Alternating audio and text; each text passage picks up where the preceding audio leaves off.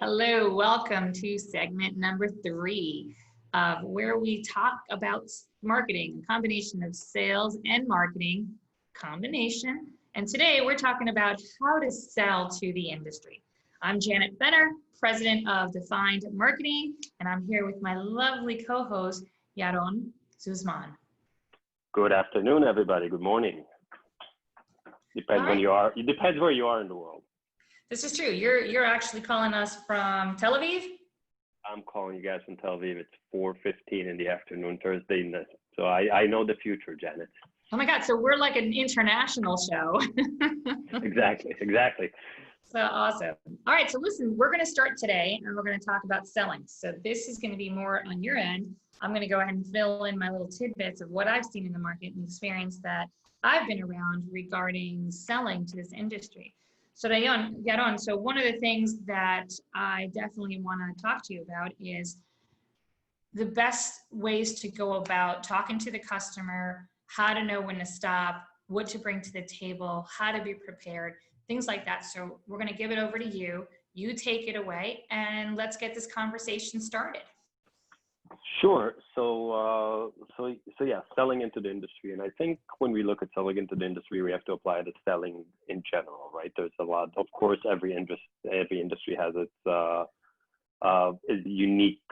uniqueness. But I think when you think about sales in general, I think there are methodologies, there are processes that if you are implementing and if you are learning and constantly learning, you will be successful whatever industry you're in, right? So I think there are some things, but specifically in our industry, right? So I joined this industry in 2003, and I came from outside the industry. I came from IT, from a totally different industry.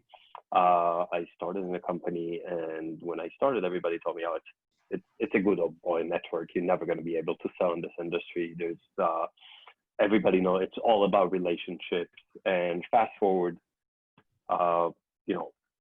heck, almost 20 years when I think about it. So that makes me feel old. But yeah, fast forward about 17 years now, I feel that some of it was right, but a lot of it actually was not. Because again, not knowing anybody and working for a startup that nobody knew, heck, eventually we were very successful, right? And today, obviously, a lot of my relationships that exist through those years are very, very strong and at very, very different levels in an organization. But I think when you feel it at the beginning, it was really following. I came to this industry after I passed professional, call it sales training in an IT organization. Be it at the time it was spin selling, solution selling, whatever it was the flavor of the day, and it's still every time the flavor of the day. And I think what it gave me methodologies, it gave me planning, it gave me processes that helped me be successful even in our industry, right? Without knowing too many people.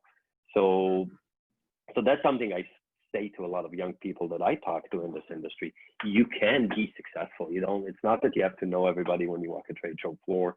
As long as you're prepared, as long as you know what you're doing. And again, we can talk about the different methodologies that are out there today. Like I said in the first episode, I'm a challenger sales guy. There's medic. There's so many of them out there, right? There's solution sales, there's spin sales. It doesn't matter as long as you do your homework and come prepared and have a process. I always tell people, you can only be lucky 1, 2, 3 times, right? But the rest is hard work. So, and let's go deeper into the industry, but I think in general, that's the way I look at selling. So it's not necessarily to this industry or to that industry. It's just be quick and prepared.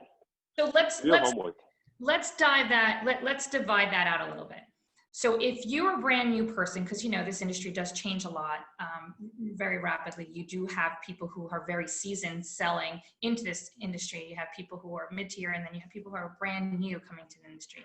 Let's go ahead and talk about the brand new people coming into this industry, the youth, the new experience that's going to be eventually. What advice would you give somebody who's taking on a sales role in this industry? What you said, you were new, you made something very successful with a startup. tell me about what basically made that success happen on your shoulders there. What happened? So this way we can give a little bit of advice out there. Sure. So I think the most important thing is, in general, learn the industry, understand where you're coming from, right? And I think there's a lot of places where you can learn the industry, but learn the dynamics, learn how the industry works, right? In our industry specifically, obviously, if we break it down, if we have the pyramid, you have the end user right here, you have the integrators, you have the consultants, you have the distributors, and you have you as a manufacturer, right? And I'm talking right now, again, I come from the manufacturer view, but I think it can be the same if you start selling for an integrator or something like that. You just have one less layer there, right? But if we look at that, I think learn the industry, understand the industry, understand how it works, understand how purchase decisions are being made. And I think there's never been a better time to do that, because I think our industry is changing as well. So if it used to be only the old boy network that knows everybody knows everybody and that's how they buy, that is changing. Companies are flipping on its head right now, right? And there are SDR, which is basically sales development representative, coming into the industry with new startups that are basically calling all the time and generating leads. There's inside sales. So if I was a new, relatively young guy coming into the industry in a sales role, I think some of the most important, first of all, I'll learn the industry. I'll learn the dynamics. I'll learn what does an integrator do? What does an A&E does, right? What's the role of the distributor? How are decisions being made on the end user level? Who is my buyer at the end user, right? So that's because again, coming from IT, for me to talk to a security director was very foreign. I didn't know what a security, and at the time, and today, again, this is dynamic, that is changing, but it's still very popular. A security director a lot of the time is a retired police officer, right? Which would be very different from the IT director I used to talk to, right? In terms of so you can't just come to the industry. Let's say you had a job at selling something else. Doesn't matter if it's rugs or servers or anything from that.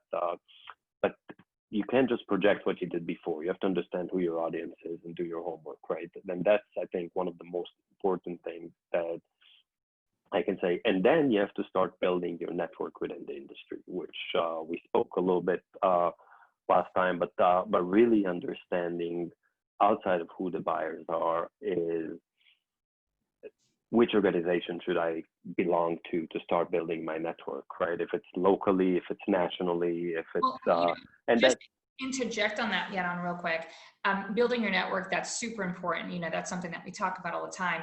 And, there's a lot of organizations out there that are really great to help you expand your reach, help you meet new people. One of the things I always recommend is when you do your homework, like you're saying, learn who your contact is.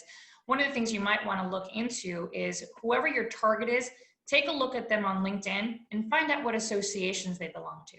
Because if you see a commonality in the associations, like an as-is organization, take a look at what it would take to be a part of those organizations or associations. So this way you can start running into those individuals within your territory and you start building a network, same associations that your target market is sitting in.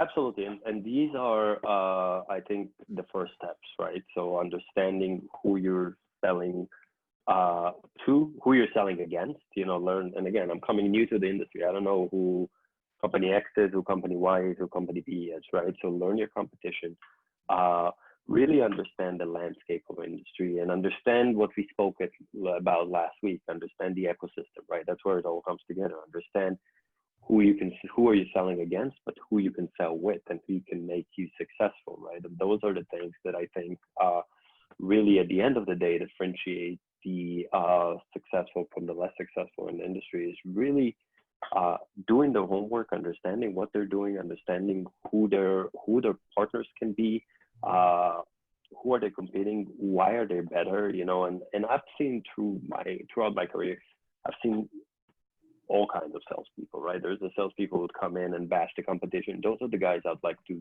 compete with the most of the time, right? Because it's learn your product and learn why it's better, right? I always came in and somebody told me, oh, somebody XYZ was here and told us how bad you are. And I'm like, yeah, they came in and spoke about me, and I come in and speak about me. I rest my case, right? I'm talking about my product, right. No, and that's a good point. And one of the things that is, you bring up something very viable. When you go on a sales call, know who your competitors are. And this is where you can bring your marketing team and have your marketing team align with the engineers or the product people to ask them for materials that does a cross comparison to show where you're strong, where you're weak, and where you can compete against your competition. That is super important to, when you push out a product. If you're a new sales guy and you are told this product's the best thing in the market, and you go out there and you're like, hey, this is the best thing in the market, and you're like, yeah, well, it doesn't have this, this, and this, you're going to get caught off guard.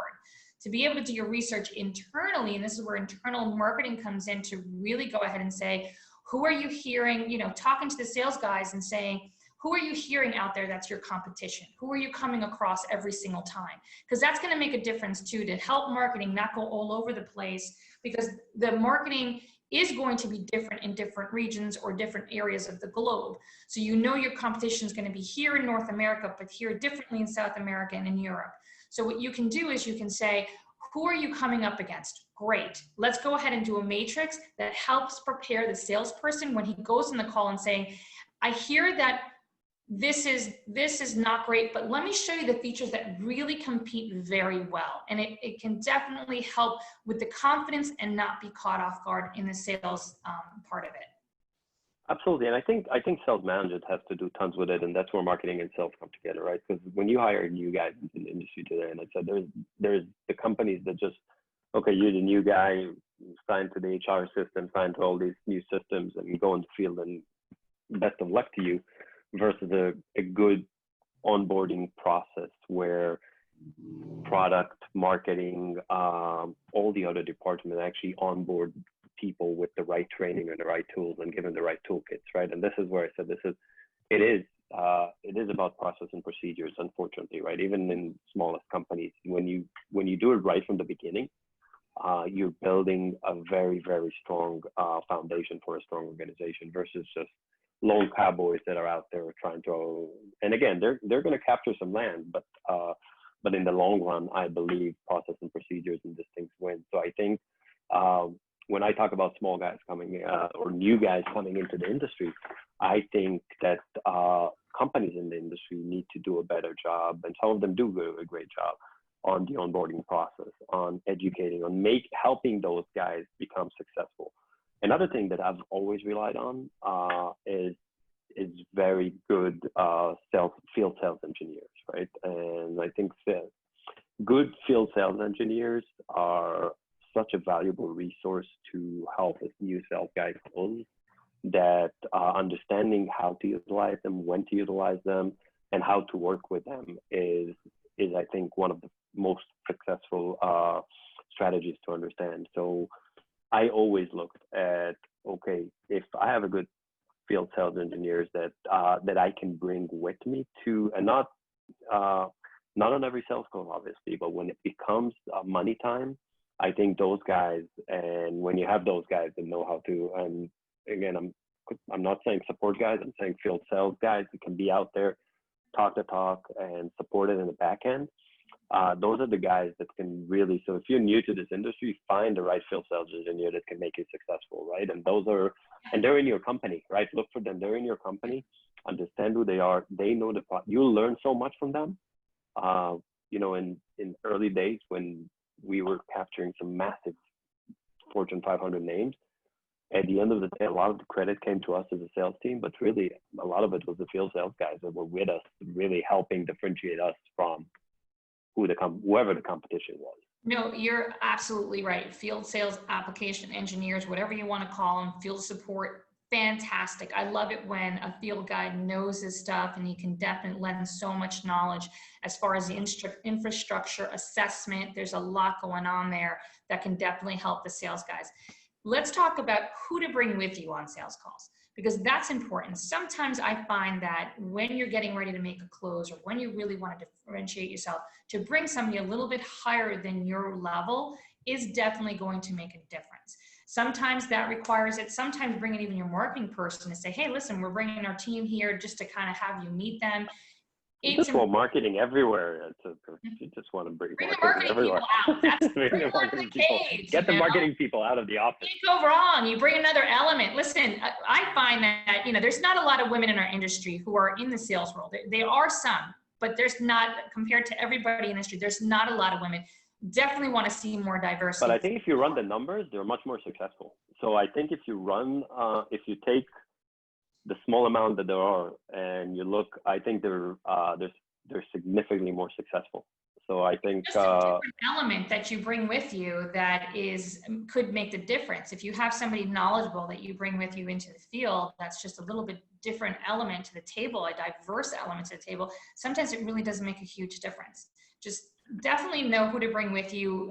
I'm not saying go ahead and say, hey, I brought the whole company, you know what I mean? But for sure, sometimes it does help to bring the CEO even to say, hey, listen, we're going to show you who we are and we're going to back up our word. Hey, here's our guy. Of course, that doesn't happen with large companies. I mean, I don't expect a Frederick Nielsen of Access to go on a sales call and go, hey, I'm here for you, for sure.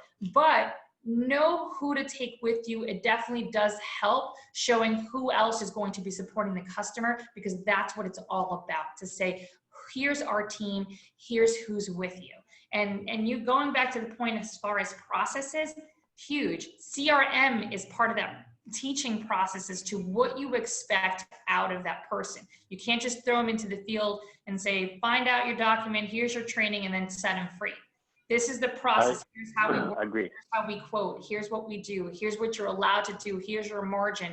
Everything goes with it. You can't just throw them out there and expect them to be successful. And then later on and say, oh no, we're going to do this. Oh no, we do it this way. Because then it kind of stops the productivity moving forward. You never want to start giving homework at the end of the day. You always want to tell them, you're going to get this to do today, this to do tomorrow. So this way they're prepared. Once you give a sales guy something to do in the middle of the 3-month already on, what, you want me to do this too?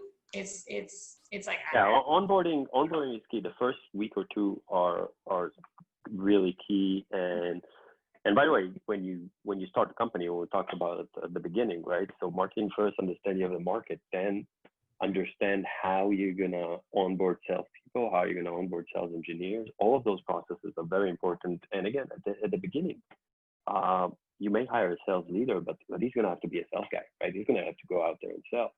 So again, I take it a lot of time to the startup because that's where I spent most of my life. And that's where I'll probably spend the rest of my life. It's what I love doing. But I think when you look at those companies, it was always like, oh, we're like the new guys, right? We're fighting. But I think in today's environment, actually, there's huge advantages to startups that there weren't before, because I think today's speed is more important than size, right? And those things. And I think when you talk to a lot of those large companies, they're very, very slow to move.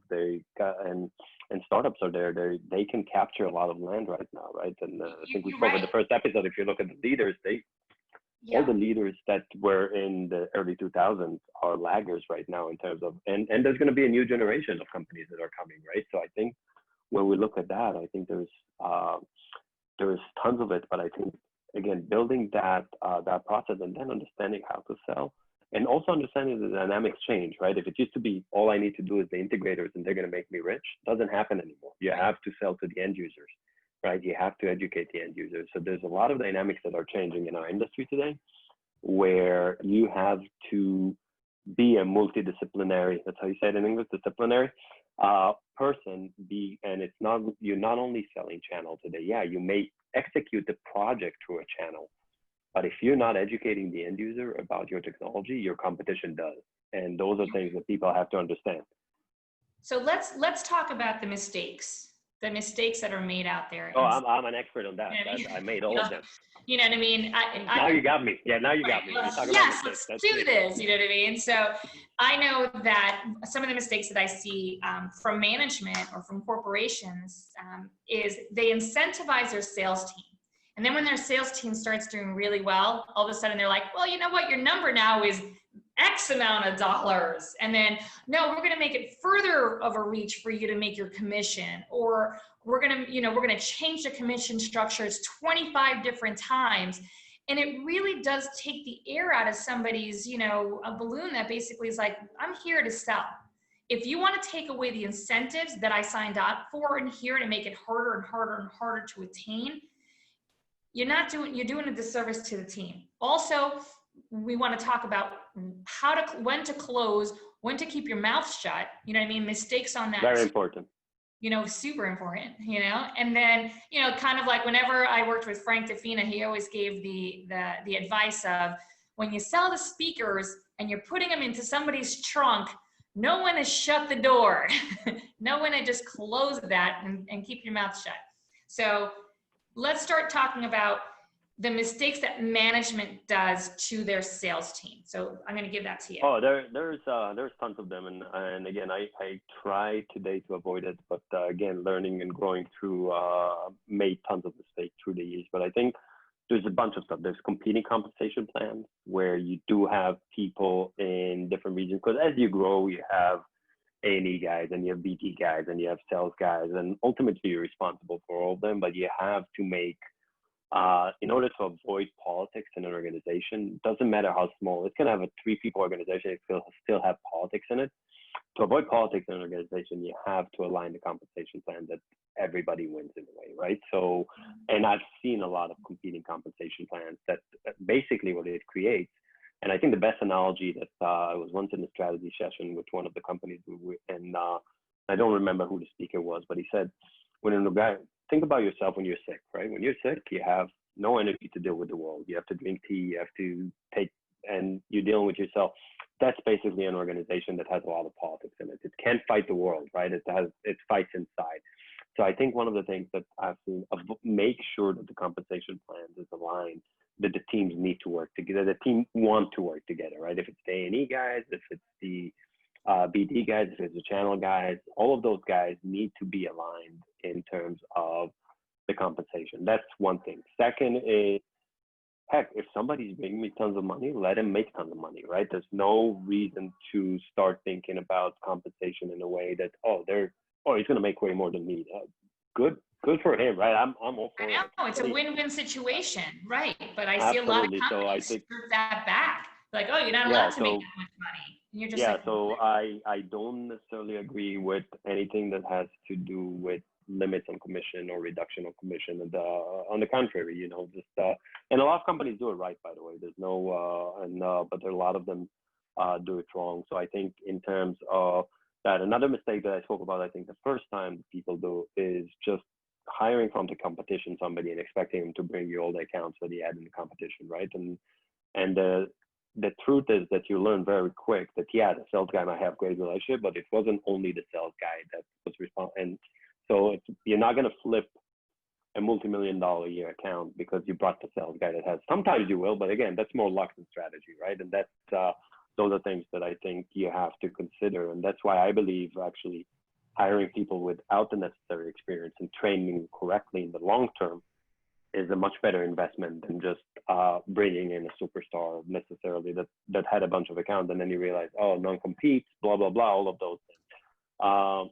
What other, I'm starting to think of mistakes that I made, and there's tons of them, but they're in terms of sales management and sales territories. And actually, a lot of it is not putting the right guy in the right place, right? So that actually you see a lot with startups. You see a startup relocating somebody from Europe or from Israel to the US market without understanding how the US market works and expecting that because they were very successful in Europe, they're now going to translate their success into the American market, which is completely different. Same thing, by the way, coast to coast or middle of the country, right? And we spoke about that, I think, in the first episode. You're not going to put somebody who's very successful in St. Louis, Missouri, in New York and expect him to have the same success. Mm-hmm. And again, people do that. Hey, he's killing it, and we need to build that region. Right. Let's relocate him. You're right. And you also have to pay attention that sometimes you will get a spike because you have one customer that's going to be like a one-time thing, and all of a sudden he brings in $1 million, and all of a sudden the number goes up $1 million more the following year, and you're like, wait a second, you got to adjust for the right fluctuations. You can't just jump to like, oh, your territory, 20 million more, but it's like, it was a one-time thing. You definitely have to just be very aware of what your sales team is doing in that territory, what's going on in that territory. So right now, you can imagine, I'm sure that New York, New Jersey, the tri-state area has taken a big dip because of the whole coronavirus that's going on. So it's something that you have to make sure that your numbers adjust to it. You can't expect them to hit the 100% when that's the one territory in the United States that took the biggest hit months ago. So, you know, we've done that actually. We've looked at the year and the plans and said, okay, you know, we have to be realistic, right? And if we want the guys to hit the numbers, we have to adjust the numbers, right? And the numbers we thought, and thank God we're doing okay and we're still growing and everything, it looks good, but the numbers we planned to, we basically had to stop a business for 3 months, right? So you have a dead quarter, and I think, and again, business is not back to normal yet. So absolutely. Yeah, no, I mean, it's really important to make sure and involve. If you're going to target your sales team with a number, involve them in that conversation. You know, that's really important too, to say, hey, ask them first, what number do you think you're going to get to? Involve them first, because you know what, they might give you a bigger number than what you're even thinking of. So involve them in the conversation. Absolutely. And then, you know, well, I believe, and I don't want to cut, but I think this is a very important one. But I think building a budget top down versus bottom up is things that are is extreme. You have to combine both at the end of the day, right? You have to take information from. But I think bottom up and actually working with the sales team to put a budget together, and then working with the CEO and the CFO and get their numbers and somehow, because at least you know that you're and again, a lot of the sales guys like to sandbag. You know, I do that. I did that because it's you know, you have a lot of big deals, but I think building bottom up is extremely important for you to actually be realistic of what you're going to get. I agree. I completely agree. And involving them in the conversation makes them feel like they're a part of it, that it's attainable. Yeah, you know what, you got it. You want me to get that?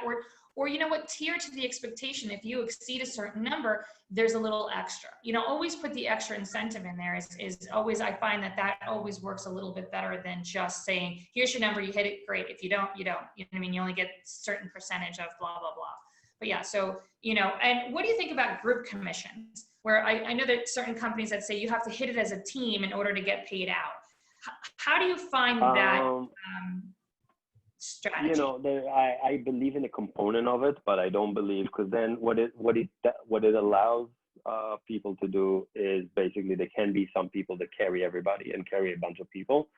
So I do believe, and again, if you look at, and we can do a whole thing on compensation plans because it's a pain in there, but I think it's important. If you look at the performance bonus when you do somebody, right? So you can have components, but I do think individual contribution has a lot to do with it. And again, individual contribution can be for a territory. So if I have a territory that is BD, FSC, and a sales guy, they can have a bucket, right? And they have to meet that bucket together, because then you don't create that. But in terms of the group, I believe a small component, let's say 10% of that performance bonus, can be everything of the group. But I think people should be rewarded for their hard work, right? So yeah, I agree. You can't have that a territory misses at 50%, but another territory shoot it out of the water. I think 10% of it, because we did well as a company, can be attributed. But that's again, there's a lot of different information, and there's a lot of strategies, and I'm still learning them every day. So there's not, right, but I think there's a lot of. Another thing, do you think that partner programs play a big role in partners giving you more business? What do you think about those? Yes. Again, it really depends on the partners. It really depends on how they work, and it really depends on how you build your relationship, and it really depends what value you bring into the partner, right? So I believe partner programs can be golden if you can quantify to the partner why he's going to make more money using and recommending your product, right? So that, I believe, can be huge, and again, but that's usually another discipline, right? So there's usually, you do the combined selling, but there's somebody in your organization that should run your partner program and your technology partner program. You shouldn't leave it to the sales guy in the field. Sales guy in the field should be thinking about today and tomorrow's revenue. BD guy in the field should be thinking 2-3 quarters into the front. The FSC should be supporting them. And the partner program should be somebody that is thinking of, okay, how am I increasing that ecosystem? How am I helping those sales guys work with a lot of the time larger partners that can be, or smaller partners that can be beneficial or a complementary product to what we have. but not necessarily, I think, for what you see. Another, when you brought partners, so another thing that I've made that mistake in the past is sign up a really, really big partner and expect that that partner is going to make your quota, right? So have like this huge company, sign them up and just have that global agreement with them and think, okay, that's it, that we're gonna, it doesn't work that way, right? There's a lot of footwork that you have to do to make those partners successful. And it's a two-way street. It's always a two-way street. There's nothing in this industry or in any industry that is just a one-way street. I sign them up and they're going to work for me and they're going to bring me money. There always has to be a value combined, and they have to understand what your value is. So, and again, we're very early in my career, we signed, I think it was Dell or one of those partners. And I've got 50,000 sales guys. All the sales guys are selling my product right now. We're actually on their website. But then I realized their quotas are, and my sale is so small. I'm not even rounding error on what they have to sell. So they're not spending time on my stuff. So it was great for investors that we have a strategic alliance with that company. But really, you have to think about how am I bringing that guy who has a $15 million, sometimes $30 million quota? How am I bringing in value with my sell, right? And that's I think something that once you understand that, you're gonna have another sales guy working for you. Okay, so how about other mistakes as far as should you name drop? Like, let's say you guys said you have Dell. Is that something that you would go in the field as far as like saying, oh, we have Dell, I mean, it doesn't, I love to ride the elephant like we had mentioned in the last segment. So what do you think about name dropping, naming your other customers? Mistake, not mistake? Because I would leverage it all day long. I'd be like, oh yeah, we got so-and-so, yeah, we've got Long Island Railroad, we've got this, we've got, you know what I mean? So definitely name dropping. I think it really depends, right? You don't want to name customers that, first of all, it's a small industry, everybody knows everything. So when you name customers, make sure you really have them.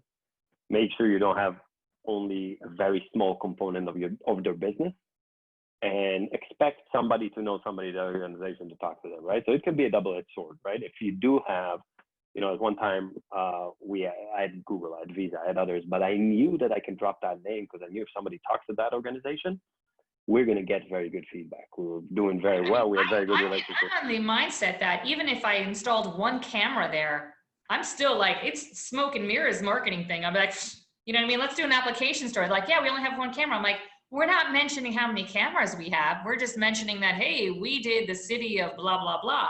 You know what I'm saying? But they have to be happy. They always have to be happy, right? Because you have to think leverage whatever you can, to basically put it in your portfolio. I agree to that, but make sure they're happy, because if they're not, and somebody knows somebody and they go, oh, these guys were just here and they said they have you. Oh, they suck. Don't touch their product. Right. Exactly. And again, and it happens. So I'm all about reference selling, right? It's I think part of that, when you look at the challenger model, when we spoke in the first episode, a lot of it has to be preparation, right? Understand who is the customer, what are they needs, but also what do you do for others that can help them and pull them into that. So I think absolutely, I'll drop them all day long, but I'll make sure that if I drop the name and somebody calls somebody in that organization, you will get a good reference, right? It's not like, don't touch these guys. Yeah, exactly. Oh, they're horrible. I think it's in the storage room we put that camera. Don't touch the product. Exactly. We put that in the product. Oh, it didn't work, or they stuck. Yeah, that's so yeah, make sure all four names, I would call it more reference selling, right? Build the confidence, right? Build them the confidence that you know their business. You work with people their size. You work with people that have the same needs that they do, and absolutely, because you build your credibility that way. Okay. But again, make sure that if they will get to that customer when you mention that name, and a lot of times check back on them. I mean, also not just like, oh, I sold it, see you later. It's, have a touch point, go back to them, even if they're not looking to buy anything else. Just check back on them. Make sure that you keep them on the roster. I always find that always keep that bridge open. This way you can go back to it just in case. Like, oh yeah, wait, hold on a second. Joe, he's the guy that I deal with. Let me go ahead and give him a call. So always stay top. You gotta get. There's many reasons why you gotta sell the maintenance and support, right? So you gotta keep them. But there's a lot of industries. And then again, our industry is getting there. Our industry is getting to that post-sale SMAs. It's been around for 10 years. It's not, the beginning when you sold DVRs, people, I'm not paying you maintenance right now. You have to constantly be in touch. You have to keep bringing value to your customers, because otherwise, why would you call them a year in and say, oh, it's time, you're out of warranty. I haven't heard from you for a year. What have you done, right? And then another value that you can bring to the customer is the fact that start learning what products are in the ecosystem, what partners you do work with. You might go into a project and might like, oh, we're looking for this. Your company might not necessarily have it, but you know that your partner company does. And that's a lead to be like, you know what, let me reach out to the guy, I'll have them call you. And that's an excellent lead that you can go back to your partner and say, hey, listen, I'm working on a project. They don't need my product right now, or they have my product, but they're looking to supplement with this. And it's a beautiful lead that you bring to the other sales guy, and you keep that relationship going. It goes two ways. You bring them leads, they bring you leads back. Absolutely. And I think it's also you build credibility with your customer, right? Because a lot of time we say, and especially with what we do right now, it's niche. So a lot of the time we get opportunities and we just recommend a different product because, hey, you have to look at this, you have to look at this, because we're not a good fit for you. And forget about even the building the relationship, because sometimes I recommend products that we have no partnership and nothing, but I think it's credibility that you're not there to sell at any cost, right? You want to be successful in what you're selling. So those are things are super important. But I think, and again, we probably have to wrap up with time, but I think there's, if we take it, so I think when we look, know your end users today, right? I think it's super important. Try to build relationship with end users, and there are events in the industry. There are things that you can do to interact with end users. There's associations, like you said, there's with SIA, with ASIS, with other applications. And I think post-COVID also, size is not going to matter as much, right? Because you're not going to see as many trade shows where, you're hidden in the back next to the bathroom. That's usually my company. And then you have all these huge booths, at the entrance because they're paying $1 million for the booth. And so I think, on Zoom, we're all the same size, right? And that's the beauty of a lot of those things that are happening in terms of exposure to customers. That is I just want to stop you right there, because that is an excellent, we're all the same size on Zoom. That's awesome. I absolutely like that. If there's a takeaway right now, I'm gonna copyright that. Okay. Copyright. You know what? I'm gonna use it. I'm stealing it right here. You heard it. All right. No worries. All right. So summary. Go ahead and give me the top tips, real quick, on selling and mistakes and what to look out for. So all in one shot. And I think the most important thing, like I said from the beginning, do your homework. Learn the industry, understand the dynamics, understand who is who, understand that consultants still drive billions of dollars of business. There's the integrators that will execute the job. There's the end user that most of the time makes the decision. There's no longer the integrator is going to tell me what I'm going to do. The end user are educated today. They know what they want. So from my point of view, is if you can get to the end user, get to the end user. Again, don't cut your integrator in the process of selling, but educate the end user and convince him. I've never lost a sale where I did lose a sale when I went to an integrator that eventually they flipped the product, but I never lost a sale where I convinced the end user that that's the product he wants is mine. And then he said, I'm using Convergent, I'm using whatever, Stanley, or I'm using XYZ out of, never lost a sale. And so find ways to educate the end users and build your process of selling. And again, I don't care if it's Medic, if it's spin selling, if it's Challenger. There's so many methods out there. There's so many selling methodologies, but pick the one that is best for you, master it, and work by a plan. I think those are key. And for sales managers, don't just put guys out in the field and hope they wing it. I think it's wishful thinking. I think a lot of it has to do with build a program, build a training plan, and I think we'll see more and more young people become successful because it is possible to just grow into the industry and build your network versus knowing everybody when you come in. Find a mentor. There's a lot of mentors out there that'd be willing to go ahead absolutely. And also brand yourself. Take to social media, brand yourself. Remember, your sales team is an extension of your product. Yeah, I'm horrible at that. You have to teach me on that. I don't even know how to. I'm really bad at that. So right. I need to learn. I need to learn that. We got to talk about that too. One second, we'll talk about branding, but brand yourself, get yourself out there. This way you're exposed. You talk about your product, you talk about who you are, you talk about issues in the industry.